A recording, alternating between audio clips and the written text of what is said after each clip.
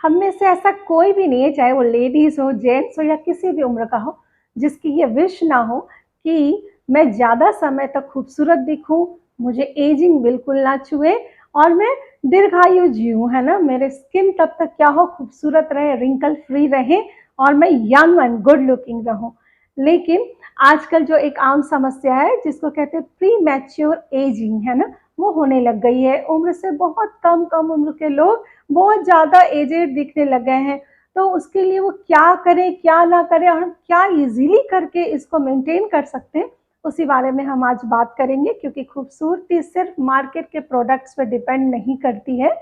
तो आइए हम देखें हम खुद के लिए और क्या करें जिससे हम लॉन्ग टाइम तक यंग, प्रिटी, ब्यूटीफुल और गुड लुकिंग स्किन भी हो हमारी और हम दीर्घायु भी जिए।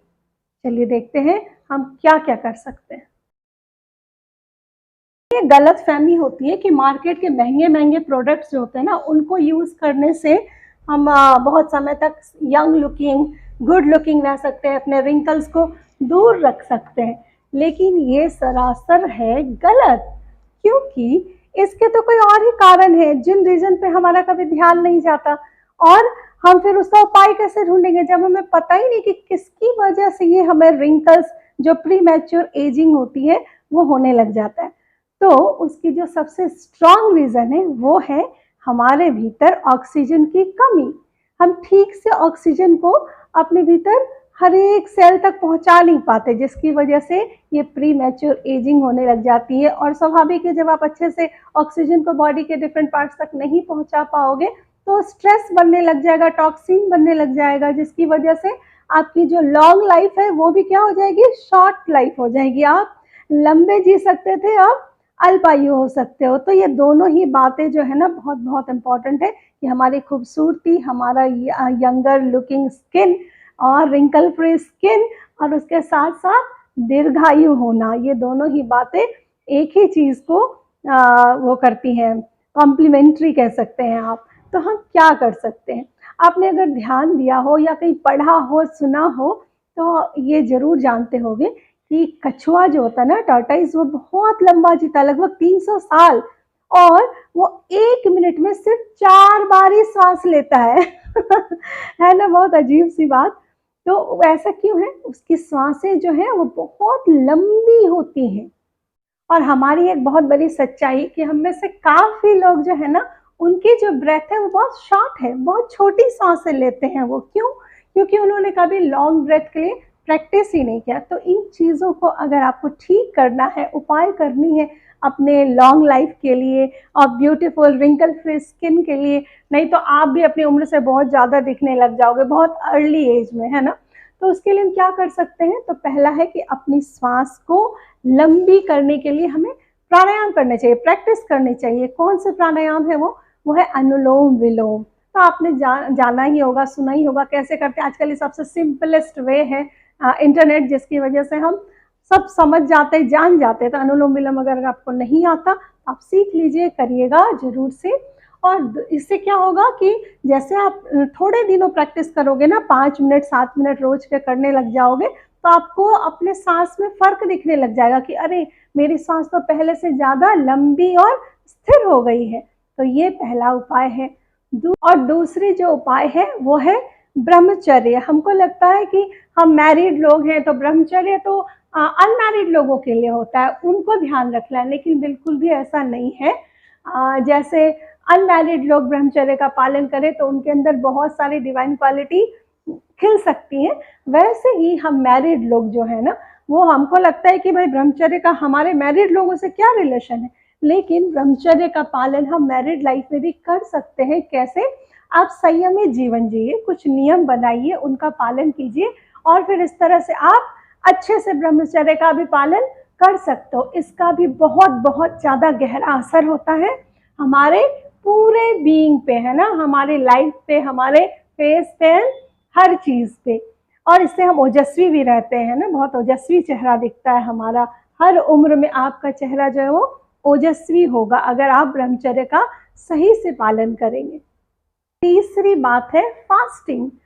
जितना ज़्यादा हो सके आप या तो इंटरमिटेंट फास्टिंग, जिसके बारे में मैंने पहले भी बताया हुआ है, आप उसको फॉलो कीजिए। और अगर हो सके तो आप महीने में या हफ्ते में 1 दिन या महीने में 1 या 2 दिन पूरी तरह से उपवास रखिए। उस दिन सिर्फ पानी पी लें गुनगुना, या फिर बहुत ज़रूरत हो तो फ्रूट्स ले सकते हैं। ऐसे कुछ-कुछ चीज़ें हैं जिनको करके हम अपने फास्ट को मेंटेन कर सकते हैं। तो फास्टिंग बहुत इम्पॉर्टेंट है और इसका एक बहुत गहरा हमारे ऊपर असर है। इससे हमारे बॉडी में टॉक्सिन्स रिलीज़ हो जाते हैं ईज़िली, और हमारा जब पेट साफ होता है, हमारे पूरे स्किन पे, सब पे बहुत गहरा असर होता है इसका।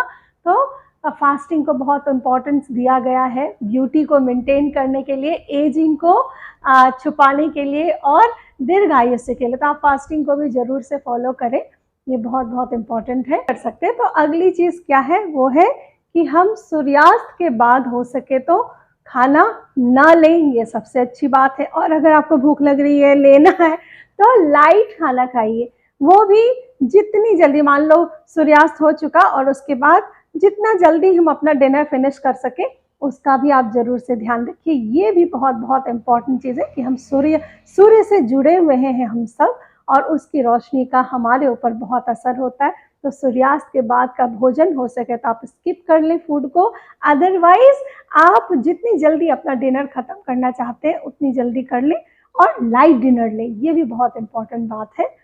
फिर इसके बाद आती है एक जो बहुत ख़ास बात, वो है कि हम अपने लाइफ में कुछ मतलब है ना, एक चरक संहिता आपने सुना होगा, तो उसमें भी ये चीज़ें दी हुई हैं कि हमें कुछ चीज़ों को एज अ रसायन अपने जीवन में इस्तेमाल करना चाहिए। वो क्या चीज़ें हैं, एक तो है कि गिलोय वटी या गिलोय के, जो जिस तरह से आप लेना चाहते हैं, काढ़ा जो भी है, आप गिलोय लेना शुरू करें। दूसरा है अश्वगंधा, अश्वगंधा को आप दूध में ले सकते हैं, या ऐसे भी अश्वगंधा टैबलेट्स मिलती हैं ईजिली, आप वो भी ले सकते हैं।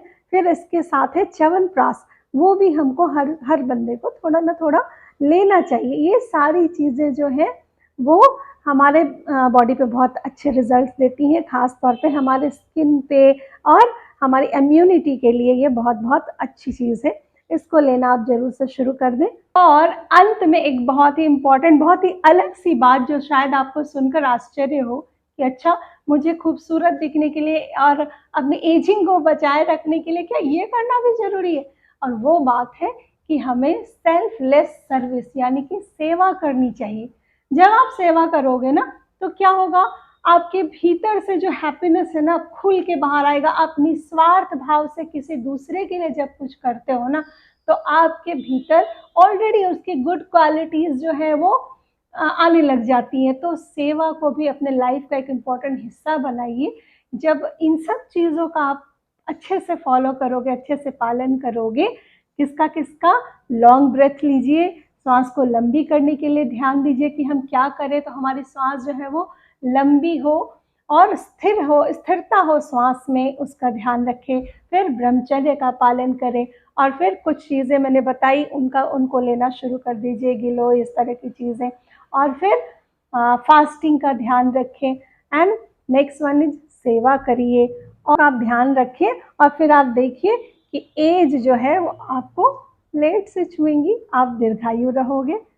कछुए की तरह तो नहीं, लेकिन हाँ, काफ़ी हद तक हम पे बहुत अच्छे रिजल्ट्स मिलने वाले हैं। तो ज़रूर से ट्राई कीजिएगा। वीडियो बहुत अच्छी है, मुझे मालूम है, तो आप इसको ज़रूर से ज़रूर शेयर करिए ज़्यादा से ज़्यादा, and please subscribe my channel. शुक्रिया।